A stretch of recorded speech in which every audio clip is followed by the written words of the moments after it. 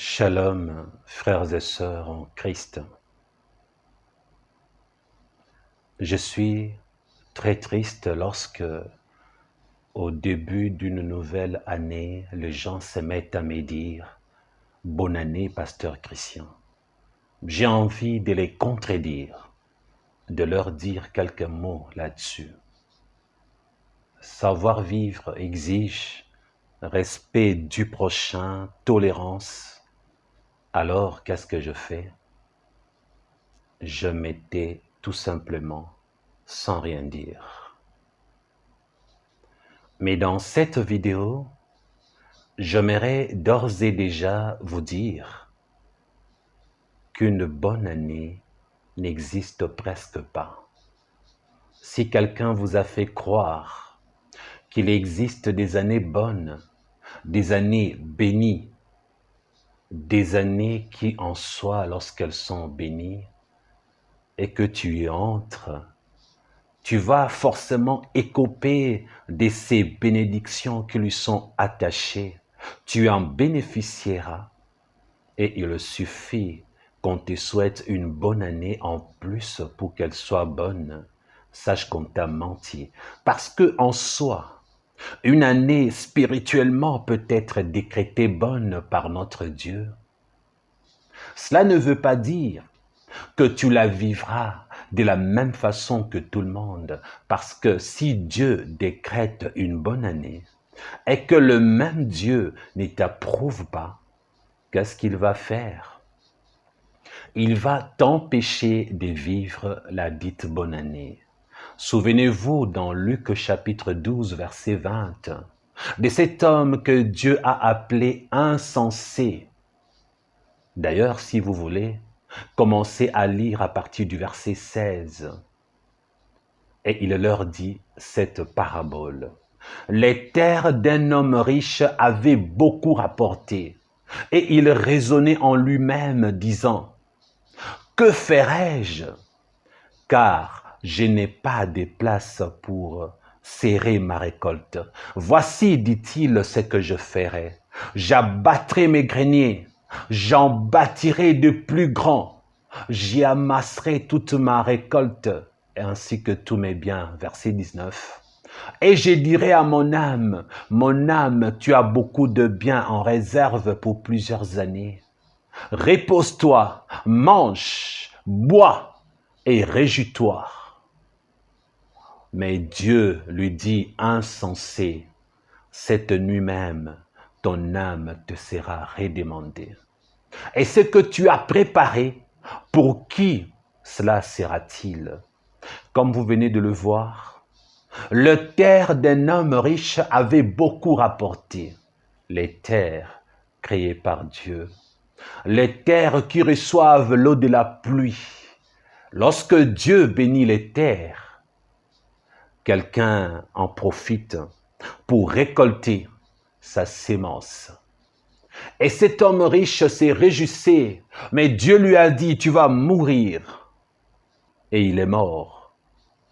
Même si une année est bonne, frères et sœurs, si Dieu ne t'approuve pas, tu ne jouiras pas des bénédictions attachées à la dite année. Alors, ne pensez pas qu'il vous suffit qu'on vous dise « bonne année » pour que vous en bénéficiez. Ne pensez pas qu'une année peut être bonne parce qu'elle a été décrétée bonne par votre pasteur. Et même si elle est bonne, bénie par Dieu lui-même, elle ne sera pas bonne pour tout le monde. Alors, aujourd'hui, je vais vous donner une révélation pour 2022. Avant de vous donner la dite révélation pour 2022, j'aimerais que nous puissions lire dès à présent un passage biblique dans Apocalypse, chapitre 13, verset 18. Il est dit, « C'est ici la sagesse, que celui qui a de l'intelligence calcule le nombre de la bête, car c'est un nombre d'hommes, et son nombre est 666. J'aimerais attirer votre attention lorsque vous lisez Apocalypse 13, 18. Vous n'avez peut-être pas fait attention à un détail. Il est dit que celui qui a de l'intelligence calcule le nombre de la bête. Alors, en ces moments, on peut se dire, il me faut découvrir le nombre de la bête. Et là, je veux faire remontrance de ma sagesse. Je vous donnerai le nombre de la bête. Laissez-moi calculer, ainsi vous allez dire. Ensuite, le verset complète en disant, le nombre de la bête est déjà connu. C'est le 666. Vous n'avez jamais peut-être fait attention qu'il s'agit ici d'une équation dont la réponse est déjà donnée. Mais bizarrement, la dite équation dont nous connaissons la réponse reste un mystère. Maintenant, c'est à nous de découvrir l'équation qui a pour réponse 666. Frères et sœurs, dès l'instant où on vous demande de calculer, automatiquement, vous comprenez qu'on vous invite à travailler le mathématique, les calculs. Lorsque vous entendez calcul, vous comprenez que l'arithmétique, le mathématique interviennent. Les mathématiques interviennent. Pourquoi? Parce que en parlant, en demandant de calculer, nous savons que pour calculer, nous avons 4 opérations à faire, 4 possibilités. Pour calculer, il faut quoi? Additionner, multiplier, soustraire ou diviser, n'est-ce pas? 4 probabilités. Et lorsque il nous est demandé de calculer le nombre de la bête, nous comprenons par là que nous avons 4 possibilités. Multiplier, additionner, soustraire ou diviser, pas vrai? Et pour vous, le mathématicien, vous comprenez que la réponse est donnée. Le nombre est déjà connu. C'est les 666. Ici, on ne vous demande pas de calculer pour obtenir le nombre de la bête. Ici, on ne vous demande pas de découvrir le nombre de la bête. Ici, le nombre de la bête vous est donné gratuitement. Mais on vous demande de découvrir l'équation qui produit les 666.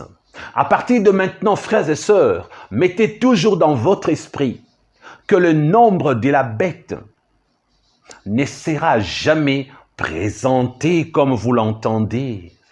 On ne vous dira jamais « Voici le nombre de la bête 666, il est là, regardez-le » Parce que dans votre tête, vous vous êtes dit « Il faut que je voie avec mes yeux 666 pour que je découvre et que je sache que c'est le nombre de la bête. » Beaucoup de gens pensent que pour découvrir là où est Satan, beaucoup de gens pensent que pour détecter l'antéchrist, le nombre de la bête, découvrir les œuvres du diable, pour savoir qu'il s'agit vraiment de Satan. Dans les derniers temps, il faudra qu'on trouve et qu'on voie 666. Non, frères et sœurs. Ce qu'Apocalypse dit est que le nombre connu est 666, mais il vous sera caché. C'est un nombre qui sera voilé. C'est un nombre que vous ne verrez pas avec vos yeux. Vous ne verrez jamais le 666 parce qu'il est déjà connu. Il est déjà révélé. Satan est déjà mis à nu. Satan sait déjà que Dieu nous a révélé que son nombre est le 666. Et la Bible vous dit, vous ne verrez pas les 666. Si vous voulez découvrir les 666, si vous voulez détecter le nombre de la bête, il faut les calculer. Alors, ce que vous êtes censé chercher, ce n'est pas les 666, c'est ce qui donne les 666. C'est la formulation On peut dire l'équation qui donne le 666. C'est cette équation-là qu'il faut découvrir. Et dès que vous avez l'équation, dès que vous avez les données qui vous donnent 666, ce sont ces données-là dont vous avez besoin qui en soi doit attirer votre attention. Et si vous comprenez, frères et sœurs, laissez-moi vous faire une petite démonstration. Nous avons déjà les 666 en nombre connu, le nombre de la bête. Maintenant, pour l'année 2022, les 666 est caché dans 2022. Il faudra que 2022 soit calculé. Il faudra que 2022 soit détecté. Il faudra que 2022 soit décodé. Il faudra que 2022 soit une équation qui produit 666. Pourquoi? Parce que la révélation pour 2022 est que l'ennemi a beaucoup de dessins, de projets arrêtés pour l'année 2022. L'ennemi a commencé quelque chose en 2020 et la dite chose, l'ennemi ne l'a pas encore achevé. Il a introduit dans le monde ce que vous connaissez, le Covid-19 en 2020. Il a introduit en 2021 le vaccin. Aujourd'hui, il y a des polémiques sur tous les vaccins, pas vrai? Et là, c'était en 2021. Qui vous dit qu'en 2022, tout s'arrête? Bizarrement, certains ont manqué la sagesse pour voir que 2021 finissant a été à la une du fait qu'il y a eu le variant Omicron. Et lorsque nous entamons 2022, les gens sont dans la distraction totale de penser et de croire que l'année 2022 sera une année bénie, une année où Satan ne sera pas là, une année où il n'y aura que Dieu à 100% dans sa grandeur. Vous aurez de l'argent, vous serez bénis matériellement, vous irez de l'avant. Voilà comment on vous annonce 2022. Mais celui qui a de l'intelligence calculera le nombre de la bête en découvrant l'équation. Et pour découvrir que cette année est une année où Satan prévoit faire des grandes choses mauvaises, j'aimerais d'abord que vous puissiez découvrir quelque chose de très important dans la Bible. Retenez à partir d'aujourd'hui que le monde spirituel fonctionne avec le chiffre et le nombre. Depuis la rébellion de Satan, nous avons désormais deux mondes spirituels. Avant, on n'avait que le monde spirituel des dieux. Après la rébellion de Satan, il y a maintenant deux mondes. Le monde spirituel des dieux ainsi que le monde spirituel des Satan. Je ferai un autre enseignement où je vous parlerai des chiffres et des nombres.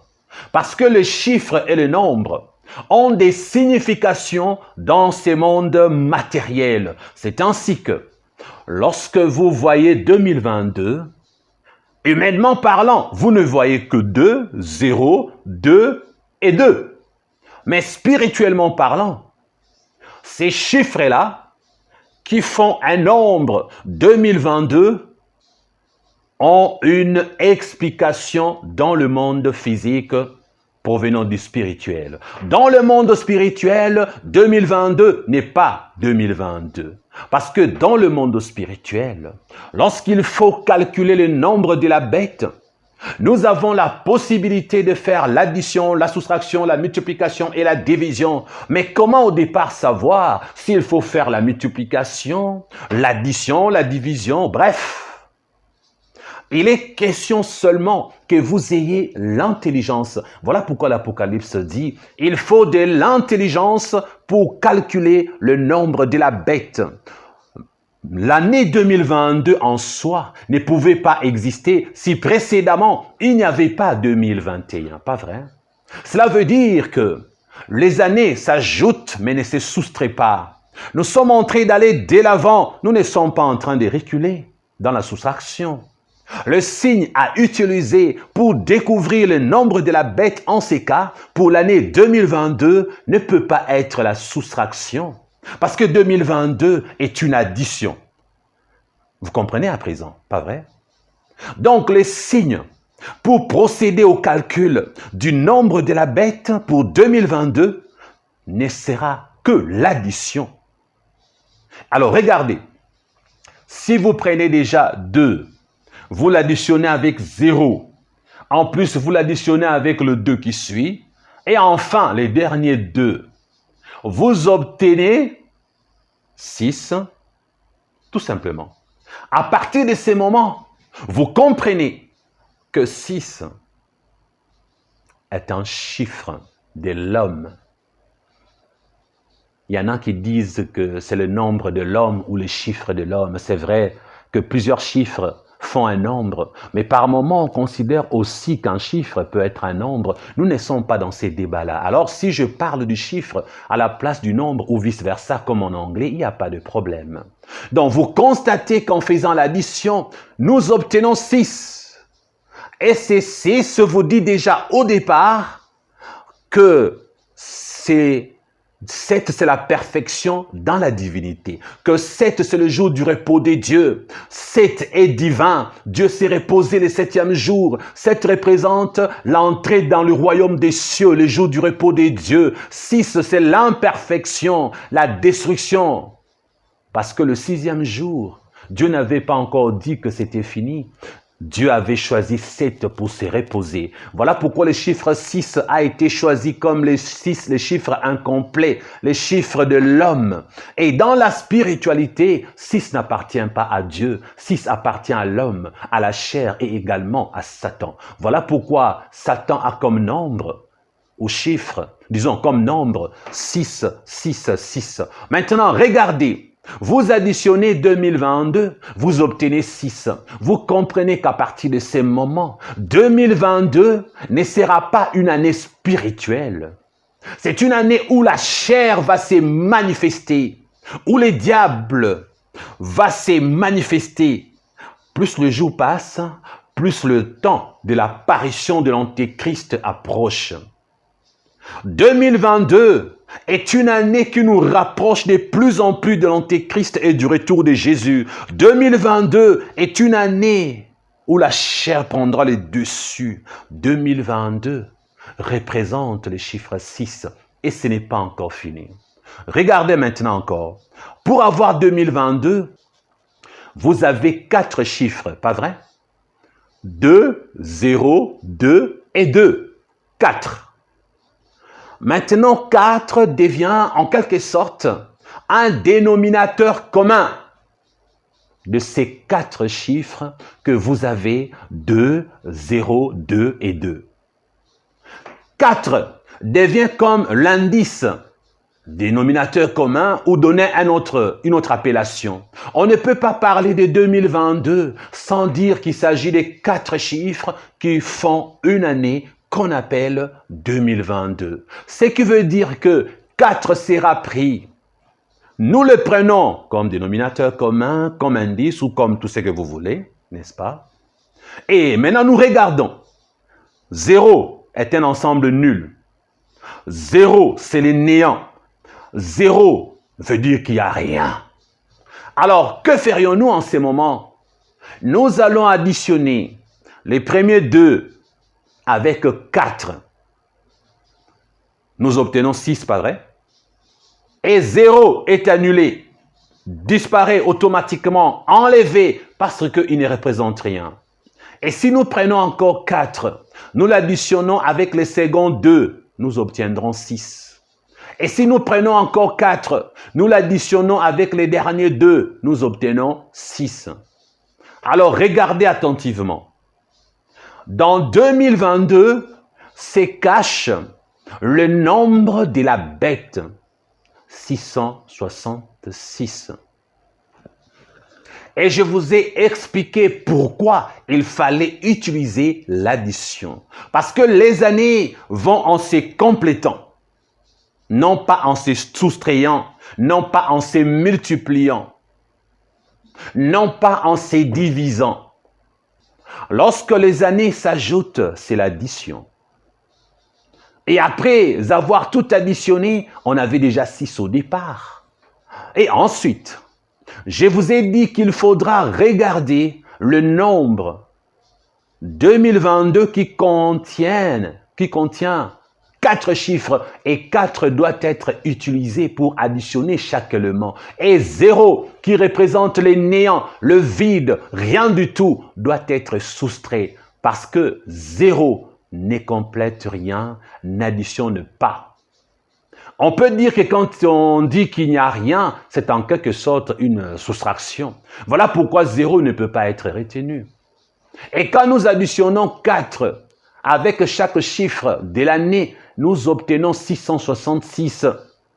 Alors qu'avec 0 en multipliant, nous obtiendrons 0. Alors la révélation de 2022 est que 2022, c'est une année qui nous rapproche de plus en plus de l'Antéchrist, de plus en plus de temps de la fin, de plus en plus du nombre de la bête qui sera manifeste lorsque l'Antéchrist va se manifester pour régner sur terre. Et lorsqu'il apparaîtra, il ne viendra pas avec 666 en vous disant « Regardez, c'est moi l'Antéchrist, je mettrai sur vos fronts 666 ». Non, la Bible dit qu'il faut calculer le nombre. Le nombre est déjà connu. Ce qui nous intéresse, ce n'est pas le nombre, c'est ce qui produit le nombre, frères et sœurs. En fait, pour détecter l'Antéchrist, il ne faut pas chercher 666. Pour découvrir l'Antéchrist, pour l'attraper, pour le reconnaître, pour voir le signe accompagnateur, pour savoir là où Satan se cache avec son Antéchrist, là où il va opérer, il faut découvrir l'équation qui produit le nombre 666. Il faut découvrir les éléments qui produisent 666. C'est qu'il faut calculer. C'est toutes ces choses, tous ces éléments qui produiront ou qui produisent 666. Et il y en a plusieurs. Vous pouvez calculer n'importe quelle année.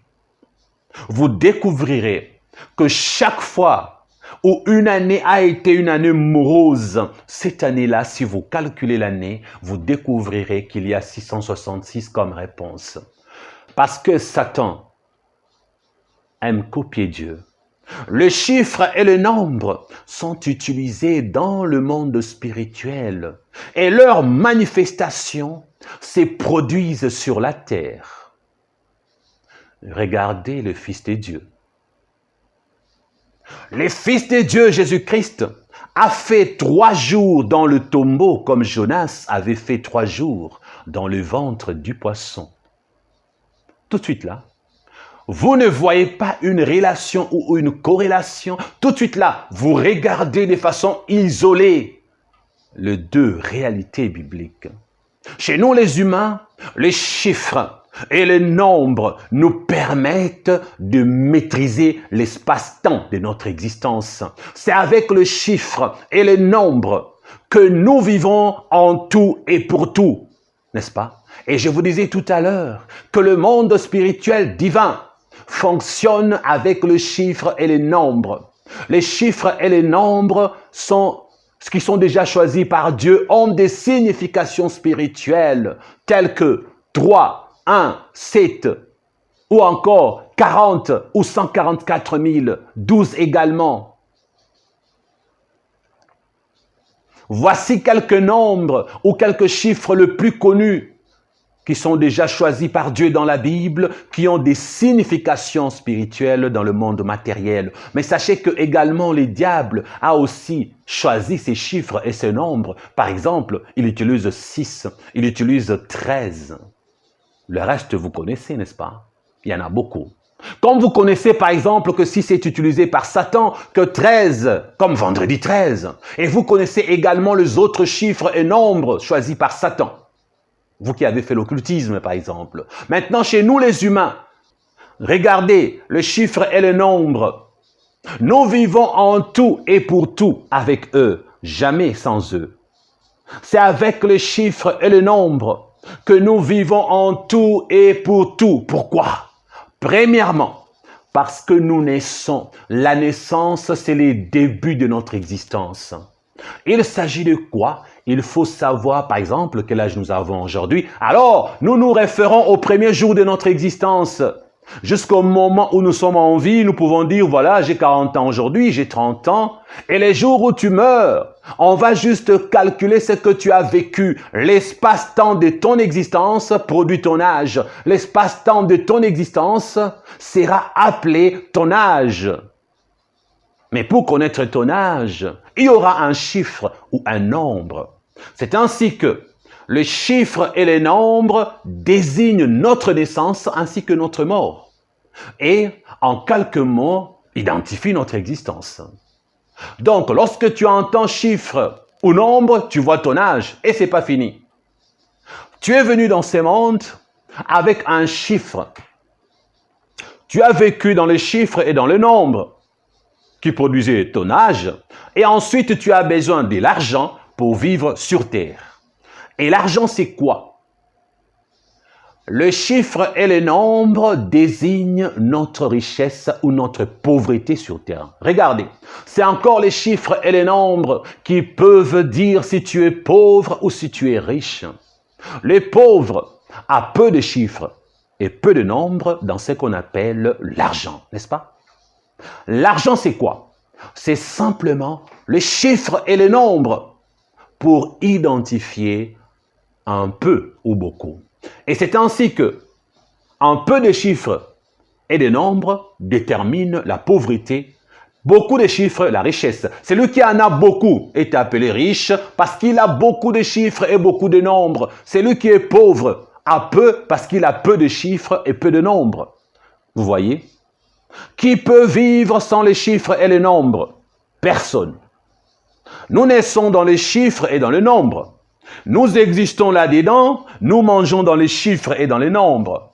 Tu as besoin des chiffres et des nombres pour naître, tu en as besoin pour manger et c'est pas fini.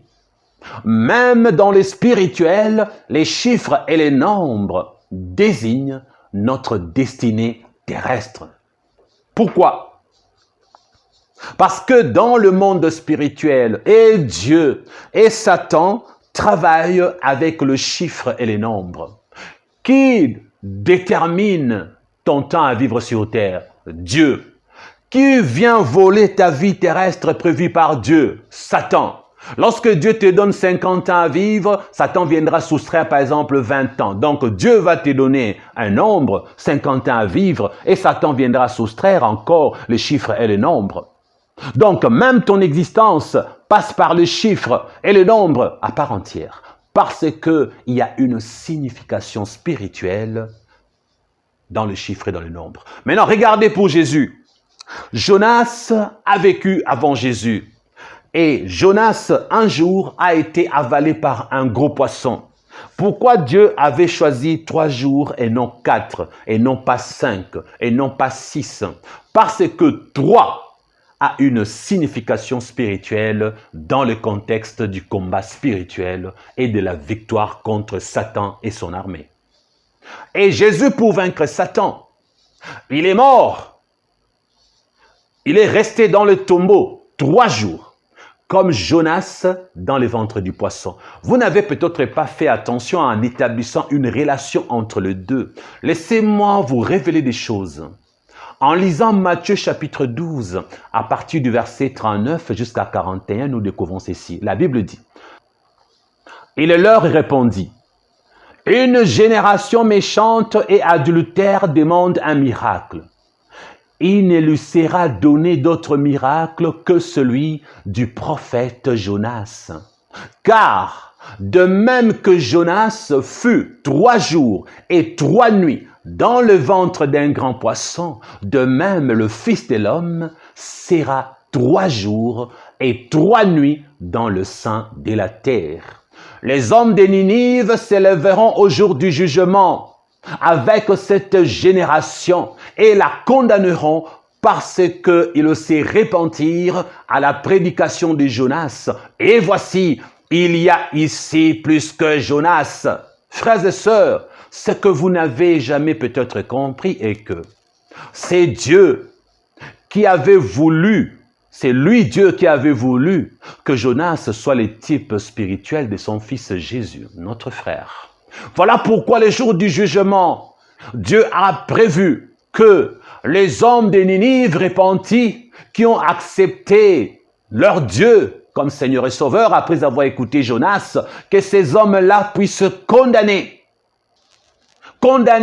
une génération perverse d'aujourd'hui qui ne veut pas abandonner le péché pour entrer dans le royaume des cieux. Et pourquoi? Parce que pour aller sauver Ninive, Jonas devait mourir. Et pour sauver le monde d'aujourd'hui, Jésus-Christ devait également mourir. Maintenant, regardez, cela fut un miracle. Parlons de Jonas, pour sauver Ninive. Pourquoi? Parce qu'ils étaient païens.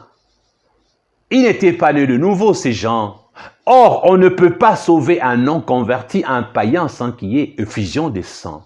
Dans l'Ancienne Alliance, la Bible dit, sans effusion de sang, il n'y a point de salut, il n'y a point de guérison, il n'y a rien. Parce que le salut est un package. Dans le salut, il y a la guérison miraculeuse pour des maladies. Dans le salut, il y a le salut de l'âme ainsi que de l'esprit et du corps, tout simplement. Donc, frères et sœurs, dans l'Ancienne Alliance, on ne pouvait pas sauver quelqu'un sans tuer un animal pour que son péché soit couvert. L'animal devait prendre sa place. Le sang d'un animal devait couler. Et Dieu avait fait ainsi que les holocaustes, il fallait que le sang coule sur l'holocauste pour que la vie de quelqu'un soit épargnée et que son péché soit pardonné. Il n'y avait que Jésus appelé l'agneau immolé de Dieu qui devait venir remplacer tous les animaux de l'Ancien Testament. Maintenant, pour sauver Ninive, il fallait plusieurs animaux, plusieurs holocaustes, plusieurs prophètes pouvant sauver Ninive en offrant des holocaustes. Alors Dieu s'est vu que celui qui établit les lois spirituelles sont préétablies par Dieu, vu que c'est lui qui les préétablit. Alors qu'est-ce qu'il avait fait? Dieu avait créé une exception dans l'espace-temps. Là, dans l'Ancien Testament, là, dans l'Ancienne Alliance, Dieu avait créé un espace-temps où il créa une exception temporaire pour qu'un certain Jonas puisse payer de sa vie, que son sang puisse symboliser les saluts que les gens de Ninive devaient mériter. Parce que quand quelqu'un meurt, symboliquement, on parle de son sang qu'il a donné, sa vie. Lorsqu'on meurt, on dit souvent, voilà, il a versé son sang. La mort représente l'écoulement du sang. La mort représente le versement du sang. Même si tu n'es pas égorgé, dès que tu meurs, on peut dire que c'est ton sang que tu as donné. On a dit de Jésus qu'il a donné sa vie pour nous. Mais qu'est-ce qui est dit? Pour respecter le spirituel, c'est le symbole de gorger. Le sang doit couler. Alors pour respecter le spirituel, regardez, Jésus a été cloué. Par contre, on dit de lui qu'il est l'agneau immolé de Dieu. Un agneau qu'on égorge. Parce que spirituellement, Christ est représenté comme un agneau qu'on égorge et qui verse son sang. Or, physiquement, il n'a jamais été égorgé. Physiquement, Jonas n'avait pas été égorgé. Mais Jonas va mourir dans le ventre du poisson. La mort de Jonas représente le sang de la rédemption pour les gens de Ninive. La mort de Jonas a produit un sang rédempteur. Et c'est ainsi que la mort de Jonas avait produit la conversion des païens de Ninive. Dieu savait que sans la mort de Jonas, ceux de Ninive n'allaient pas être convertis. Voilà pourquoi dans la Nouvelle Alliance, on superpose la mort de Jonas à celle de Christ. On crée une relation, on établit un lien, on vous montre que le Fils de Dieu, sa mort, représente celle de Jonas. Et on crée encore une fusion, on crée encore une relation profonde, que le jour du jugement, il y aura les hommes de Ninive qui jugeront et condamneront ceux qui refuseront le Fils de Dieu. Ils diront, Jonas n'était qu'un homme. Il a été englouti là dans la mer, avalé par le poisson. Il avait donné sa vie. Il était mort. Nous avons accepté l'évangile prêché par un homme, Jonas. Mais vous refusez l'évangile prêché par un Dieu, Jésus. Vous faites pire que nous. Un humain qui était mort nous a prêché. Nous avons cru. Et nous avons valorisé sa mort. La mort de Jonas a été valorisée par leur repentance, frères et sœurs. Mais vous Vous bafouez le Fils de Dieu, vous l'exposez à l'ignominie, vous refusez de vous convertir en crédule, vous ne vous repentez pas, vous n'abandonnez pas le péché. Nous de Ninive, nous vous jugeons parce que celui-là, c'est le Fils de Dieu. D'ailleurs, s'il était venu à notre époque, nous, on aurait accepté facilement, nous les païens de l'époque. Mais vous les païens d'aujourd'hui, vous avez plus que Jonas, vous avez Jésus.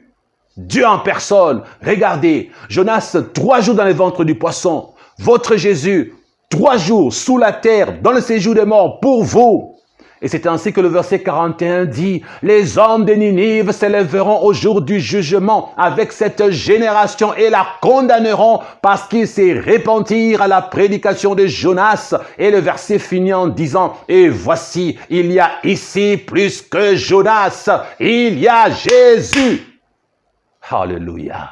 Jésus, frères et sœurs, tu n'as pas le droit de refuser Jésus comme Seigneur et Sauveur de ta vie. Tu seras puni des morts éternelles, toi qui refuses Jésus, toi qui rejettes Jésus par tes péchés, toi qui rejettes Jésus par l'endurcissement de ton cœur, toi qui es dans plusieurs religions, Jésus a donné sa vie pour toi. Tu méprises son sang, tu méprises sa mort à la croix et il te jugera sévèrement et les hommes de Ninive te condamneront. Tu ne mériteras pas la rédemption, tu ne mériteras pas la pitié, tu seras sévèrement jugé, tu seras jeté dans les temps ardents de feu et de soufre. Réponds-toi avant qu'il ne soit trop tard. Regardez cet homme. Non, vrai, la vie, ça me dépasse. Non, il dit que la vie, ça me dépasse. J'ai fait un rêve où je suis mort. Je suis mort tranquillement. Hein. Jésus est arrivé dans mes rêves. Il dit qu'il veut me ressusciter. Il dit que mon père, tu veux me ressusciter quoi? Donc toi, ton travail, c'est de ressusciter les gens. Tu veux me ressusciter quelque part où? Tu penses que Yaoundé est facile?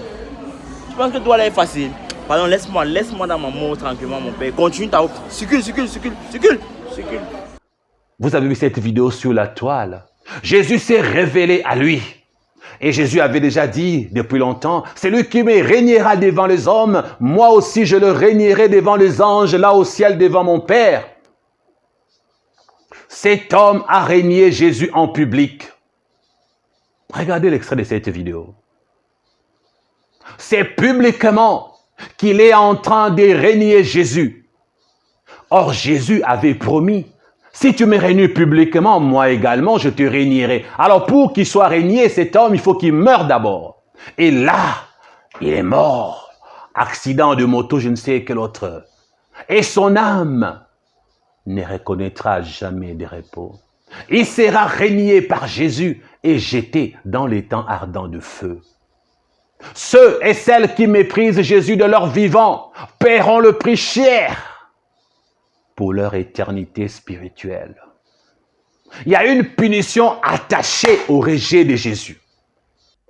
Il n'y a pas d'impunité pour ceux qui méprisent Jésus. Même si ces pavanes sur terre, ils dandinent, ils dodélinent la tête, ils parlent avec arrogance et ils se moquent même de Jésus. Mais après leur mort, ils grinceront des dents, frères et sœurs. Quelqu'un s'est dit, pasteur Christian, Jonas a été avalé par le poisson. Il n'était pas mort dans le ventre du poisson. Pasteur Christian, arrête d'inventer. Frères et sœurs, lisons. Jonas, chapitre 2, versets 1 à 2.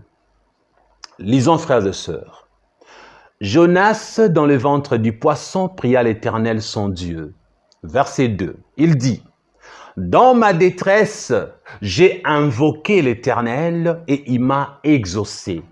Du sein de ces jours de mort, j'ai crié et tu as entendu ma voix. » Du sein de ces jours de mort. Nous sommes dans l'ancienne alliance avant la mort de Jésus. Le séjour de mort, à l'époque, c'est le sein d'Abraham que vous connaissez, qui recevait le croyant. Il y avait une séparation, un gouffre entre le séjour de mort des gentils qu'on appelait sein d'Abraham et le séjour de mort de méchants. Là, Jonas ne dit pas que lui est dans les seins d'Abraham. puisqu'il est dans l'ancienne alliance, puisqu'il est avant la mort de Jésus, il connaissait le sein d'Abraham, n'est-ce pas? S'il s'y était rendu, il l'aurait su. Et il nous aurait dit que j'étais dans le sein d'Abraham.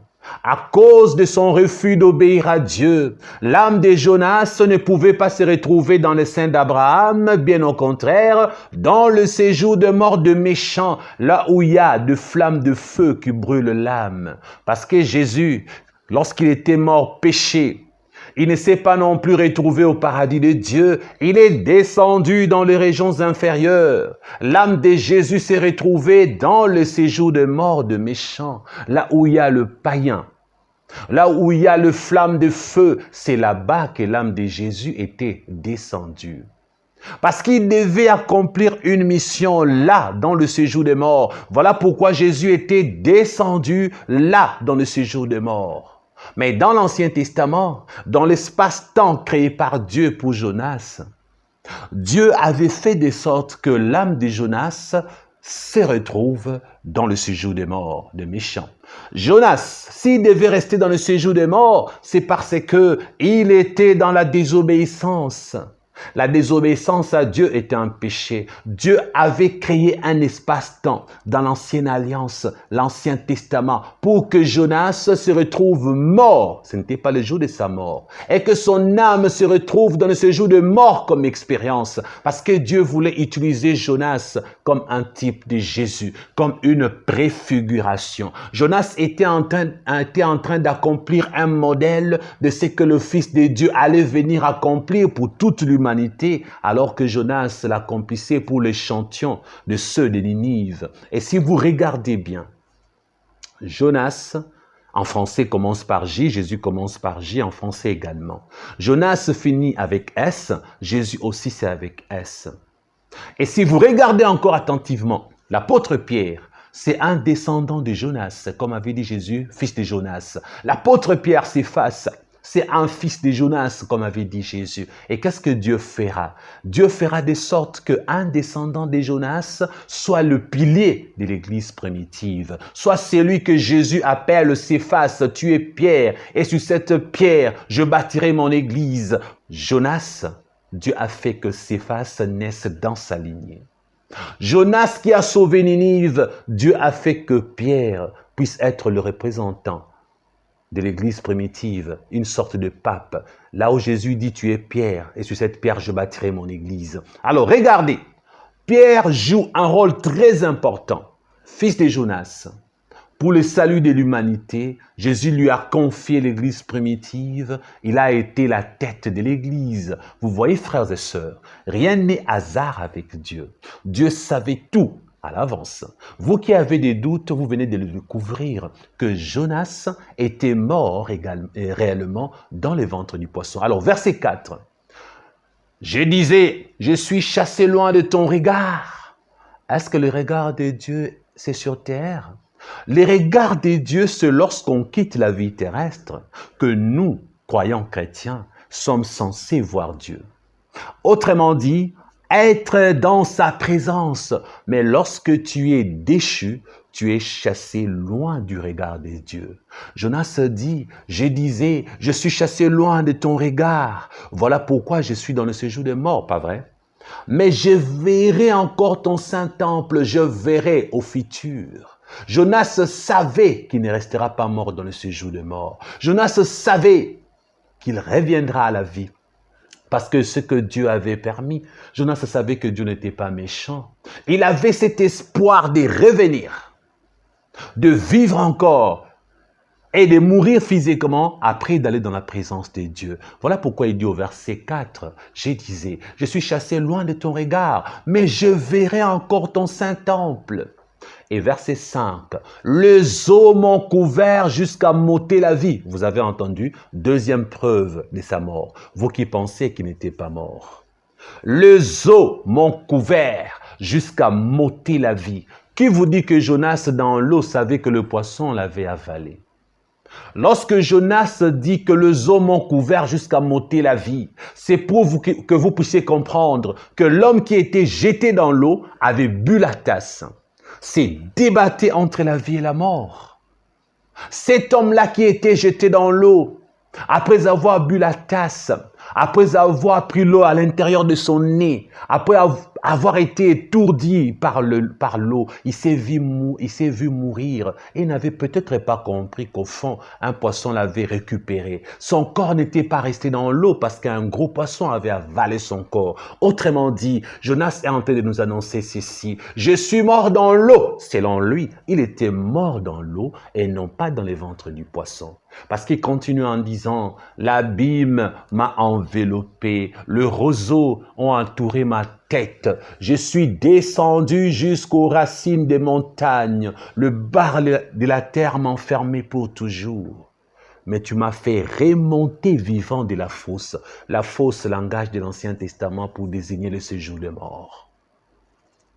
Éternel mon Dieu, dit Jonas, tu m'as fait remonter vivant de la fosse. Pour dire quoi? Moi qui étais mort, moi qui me suis retrouvé dans le séjour de mort, cadavre sur terre, tu as fait de sorte que c'est vivant que mon âme doit sortir de la fosse.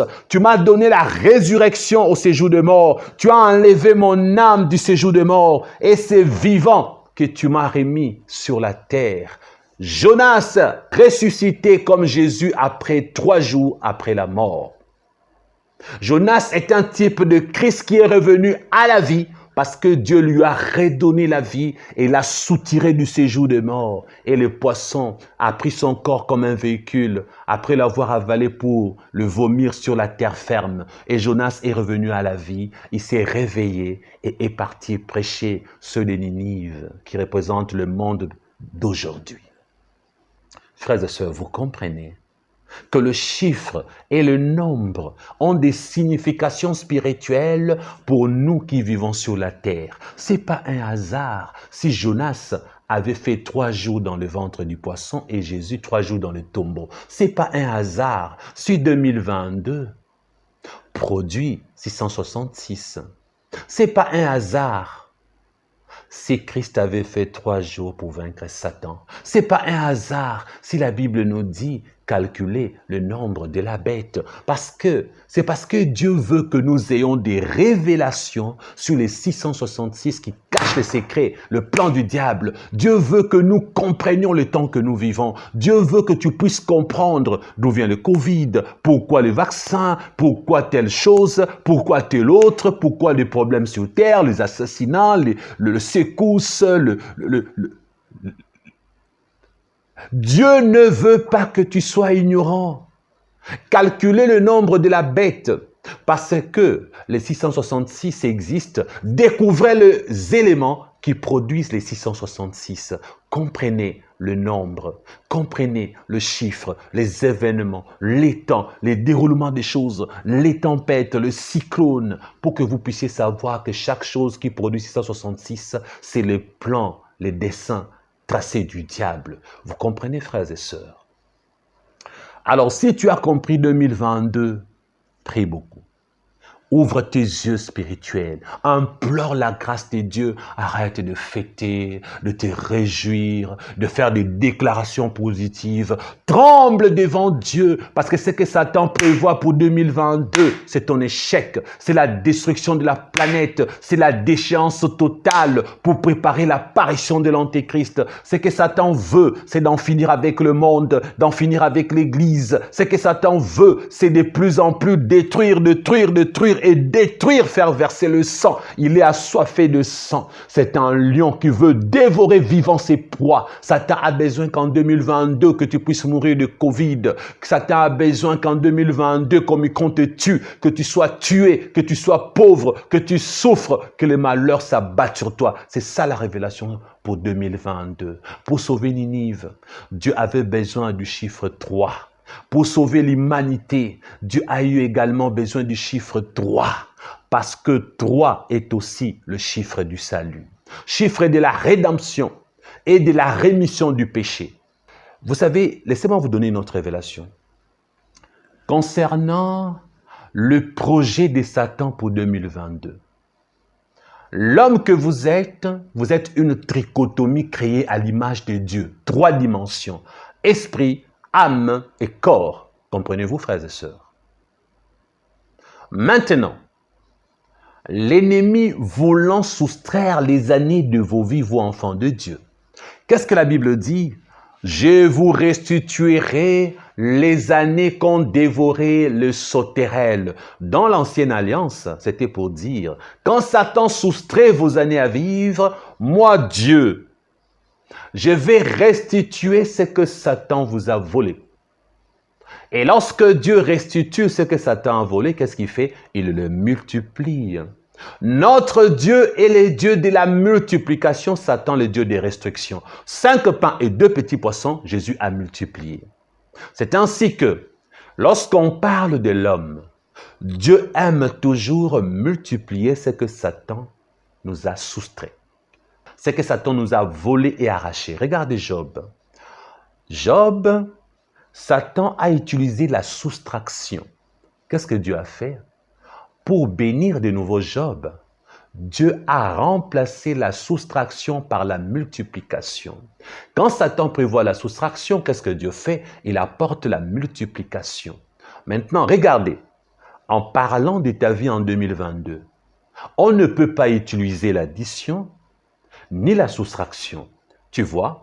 La bénédiction de Dieu égale multiplication. Alors, on doit utiliser la multiplication et non plus la division. Parce que regarde, ma sœur, mon frère, pendant que Satan cherche à te détruire en 2022, pendant qu'en 2021, il t'avait enlevé la santé, il t'avait appauvri, il t'avait fait souffrir, c'était la soustraction. Dieu prévoit la multiplication parce que ses projets sont des projets de bonheur. Voilà pourquoi tu es 3. Parce que 3 est un chiffre divin. Et Dieu a fait de toi que tu sois 3 parce que tu es créé à son image. Il y a la divinité en toi. Comme il y a la divinité en toi, donc cette année 2022, Dieu utilisera la multiplication comme il avait fait pour Job. Quand Satan soustrait, Dieu multiplie. Il y a la multiplication pour 2022 en toi, prévue par Dieu. Prévue par Dieu. Alors comme l'indice 3 devient les dénominateurs communs de ton existence en 2022, considère que toi que Satan cherche à détruire, dans le spirituel, tu es dans le projet du nombre de la bête. Satan cherche à t'éliminer. Mais tu ne peux pas changer de nature. Tu ne deviendras pas soustraction. Comme tu représentes le chiffre 3, divinité céleste sur terre, regarde maintenant dans 2022. Lorsque tu enlèves les zéros qui ne représentent rien, il te reste 2, 2 et 2. Ça fait 222. Quand tu prends le 3 que tu es, représentation spirituelle, tu multiplies avec le 2, ça te donne 6. Le deuxième 2, ça te donne encore 6. Le troisième 2, ça te donne encore 6. Alors, tu as au total 666. C'est pour te dire, mon frère, quand l'ennemi te regarde, il s'est dit que celui-ci est une équation qui produit 666 pour ma destruction. Je dois faire de sorte que celui-ci m'appartienne, la marque de la bête sur lui. Alors, il faut qu'il soit frappé par le fléau, par ma marque, avant l'Antéchrist. Satan t'a inclus dans 2022 pour ta destruction. En t'incluant dans 2022, tu représentes une équation qui produit 666 à ses yeux. Alors en ces moments-là, pour quitter cette équation, voilà ce que tu es censé faire. Mon frère, ma sœur, tu dois rester 3. Comme tu es 3, tu es quel type de 3? Tu es 3 dans l'unité céleste, Dieu est 1. Car il n'y a pas 3 dieux, il n'y a qu'un seul Dieu. N'est-ce pas? On parle de Dieu le Père, Dieu le Fils, Dieu le Saint-Esprit. Mais on dit quoi? Qu'il n'y a qu'un seul Dieu en 3 personnes. N'est-ce pas? Et te concernant, on dit que tu es esprit, âme et corps. Mais à la fin, on dit que tu es un. Et ça complique Satan. Car Satan a été créé en une seule dimension. Il n'est que esprit. Mais toi, à l'image de Dieu, tu es 3. Et c'est là où Satan, même s'il veut t'introduire dans le projet de sa destruction, il va se rendre compte que tu vas te soustraire de là. Parce que comme tu es un avec Dieu, 1 représente l'unité. Ta vie est cachée en Christ. Tu es uni en Christ. Ce n'est plus toi qui vis, c'est Christ qui vit en toi. Et l'apôtre Paul a dit, nous sommes assis avec Christ à la droite du Père. C'est ainsi qu'en 2022, Satan est frappé d'aveuglement. Le monde des ténèbres est frappé d'aveuglement, d'impuissance, d'incapacité. Ils feront des projets machiavéliques de 666. Ils seront dans leur équation des projets pour que tu sois inclus, pour qu'ils te détruisent. Ils échoueront. Alléluia. Frères et sœurs,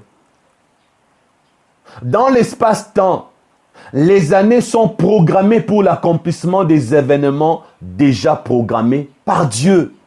Depuis la chute d'Adam et Ève, Dieu ne laisse plus les choses se dérouler d'elles-mêmes. Vous comprenez? Dieu planifie, programme et annonce. Regardez. Vous allez me dire, mais quand c'est Satan qui fait, est-ce que ça vient de Dieu? Je vais vous dire une chose.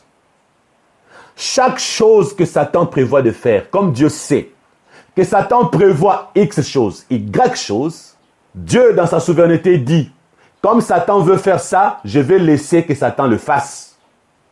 Ce qui veut dire que même Satan se comporte en serviteur de Dieu. Pourquoi? Parce que si Dieu ne veut pas quelque chose, Satan ne le fera jamais. Lorsque Satan veut faire quelque chose et Dieu, dans sa permissivité, laisse faire, cela devient indirectement la volonté qu'on appelle la volonté permissive de Dieu. Donc frères et sœurs, c'est quoi la volonté permissive de Dieu? La volonté permissive de Dieu, c'est toute action, tout acte que Satan fait contre les humains, que Dieu a laissé faire. Donc quand Satan fait le mal, quand Satan fait ce qu'il fait, comme c'est Dieu qui laisse faire, cela devient sa volonté permissive. Donc en bref, Satan, indirectement, est un petit serviteur de Dieu. Quel genre de serviteur de Dieu? Un serviteur de Dieu qui se retrouve en train d'obéir malgré lui. Regardez Satan. Il est dit que tu seras vaincu à la croix. Tu sais bien que si Jésus meurt, toi tu es perdu. Mais qu'est-ce que Satan a fait? Il a cherché l'assassinat de Jésus pour qu'il ne meure pas à la croix. Et à la fin, il meurt quand même à la croix et Satan est vaincu. Satan ne peut pas détruire le plan de Dieu. Satan ne peut jamais dire non à Dieu. Chaque fois qu'il a dit non à Dieu, c'est parce que c'est Dieu qui lui a laissé le pouvoir de dire non. Si Dieu refuse que Satan dise non, Satan finit par dire oui. Et Satan est soumis à Dieu contre sa propre volonté, même quand il s'y attend le moins. Même quand il fait le mal, à la fin, il découvre que le mal que lui a fait était la volonté de Dieu, parce qu'au fond, c'est Dieu qui en tire toujours profit. Il fait du mal à Jésus, ça se retourne contre lui, il est vaincu, Jésus est devenu élevé. Il fait du mal à Job, ça se retourne contre lui, Job est devenu très élevé plus qu'avant. Il te tue dans ta chair et toi tu pars au paradis, à la fin, il a perdu. Satan, c'est un éternel perdant. Regardez, Dieu avait vu le projet du diable contre les enfants d'Abraham. Et dans Genèse chapitre 15, Dieu dit à Abraham ceci, lisons, au coucher du soleil, un profond sommeil tomba sur Abraham. Et voici, une frayeur et une grande obscurité vinrent l'assaillir. Et l'Éternel dit à Abraham, sache que tes descendants seront étrangers dans un pays qui ne sera point à eux. Ils y seront asservis et on les opprimera pendant 400 ans. Mais je jugerai la nation à laquelle ils seront asservis et ils sortiront ensuite avec des grandes richesses. Frères, sœurs, est-ce que tu savais qu'Abraham était au courant de ce que Satan prévoyait faire contre sa descendance en Égypte? Dieu avait vu et Dieu n'a pas empêché. Il a laissé faire et à la fin, qui avait gagné? Encore Dieu. Vous voyez? Frères et sœurs, pour 2022, toi véritable enfant de Dieu, tous les projets du diable, même s'ils s'accomplissent à moitié contre ta vie, souviens-toi du peuple de Dieu. Dieu avait vu en Égypte et Dieu avait annoncé déjà la victoire, leur sortie. Ce que Dieu t'annonce pour 2022, Satan fera ce qu'il a à faire. Il va attaquer tes biens, il va attaquer ta santé, il va te donner le Covid, il fera ce qu'il voudra. Mais il y a une seule chose que tu dois retenir et qu'à la fin, tu seras et tu demeureras victorieuse, vainqueur. Ils te feront la guerre, le monde de ténèbres, mais ils ne te vaincront jamais. Que Dieu te bénisse pour 2022.